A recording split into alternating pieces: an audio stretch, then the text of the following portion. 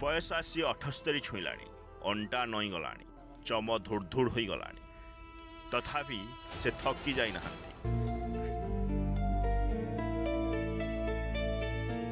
तीन नाती नातुणी दायित्व भार को निज मुंड को नहीं बोरीगुमा ब्लॉक बोड़ी गाँव 78 वर्षीय वृद्धा सानदेय अमानत्य। देखंतु केमिति सान नातीर सार्ट बटम दे देउछंती, नातुणीर मुंड कुंडाई दे ताकू स्कूल जीवाकू प्रस्तुत कराउछंती। 10 वर्ष तले रोगरे पीड़ित होई पुओ आरपारी को चलीगला। आउ यार किछि दिन पर बहु मानसिक भारसाम्य हराई तीन कुनी कुनी पिलांकू छाड़ी केउआड़े चलीगला। आउ तापरे सानदेई एमानंक अली अर्दली सब बुझुछंती। सरकार तरफ सानदेई मासिक 1000 टंका भत्ता एवं 5 केजी चाउल पाउछंती, जेउथिरे 4 जनक चलिबा बहुत कष्ट। केमिति नाती नातुणी पेट को भरपूर खाद्य देबे और मनीष करिवे ताकू नै एबे चिंतार अछंती सानदेई। मोर पिना मरी जाई कर 10 वर्ष है ना, बो बाउडी कर कुआड़े गना की एबे 1000 टंका पिचनी पैसा न खाचंती बड़ कष्ट रे। हां सरकार टिके साजी करतु।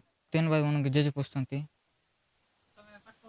पाठ पढ़ुची मैट्रिक पैसा पत्र नाही सेटा में जाऊ नहीं पाठ पढ़वा इच्छा अछि। गोटे पटे परिवार प्रतिपोषण आउ अन्य पटे मुंड गुंजिवार चिंता। ए घर उपरे टिके नजर पकांतु। भंगा ददरा चाल छपर घरे दिन रे खरा आउ राति रे तारा देखा जाउची। ना घरे कबाट अछि ना झरका, जेउठी काठ गदा होईची सेठारे रोसई चलीची। सबु किछि गोटे स्थान रे। बड़ नाती मैट्रिक परीक्षा रे पास करिथिया बेले कॉलेज रे पाठ पढ़ाइबाकू संबल नाही। तेणु सान देई को घर खंडिए देबा सह नाती नातुणी पाठ पढ़िबा पई सरकार सहायता जोगाई देबाकू ग्रामवासी दाबी करिसेंती। सरकारी स्तर रे जहा संभव ताहा जोगाई दियाजो बोली कहिसेंती बोरीगुमा वीडियो।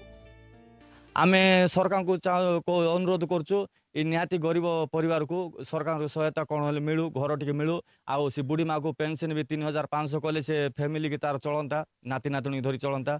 आउ ए विषय रे मु वीडियो सार को भी अवगत करेछि, अंतर्जय घर खंडे प्रदान करा जाऊ कि वीडियो सार को भी अवगत करेछि। देखो सरकारी व्यवस्था भितर जेते दूर संभव तार जति बयस से बुढ़ी माँ 80 वर्ष हेतु निश्चय आमे 3500 टंकार पेंशन पाइबा व्यवस्था करू। आउ पिलार पढ़ार दायित्व मध्य प्रशासन नब पिला केमती तार पढ़ा अब्याहत रही पारियो सेति आमे प्रशासन तरफ पदक्षेप परिणत बयस सोनादेई मुंडे 3 नाती नातुणी बोझ। पुओ बहु 10 वर्ष तले आर पारी को चल जावा एवं से देखा जाणी कर सोनादेई। प्रशासन एम प्रति केवे दृष्टि देव ताहा देखा बाकी रहा। बड़गाँव पिंपस कुमार, न्यूज़ 7।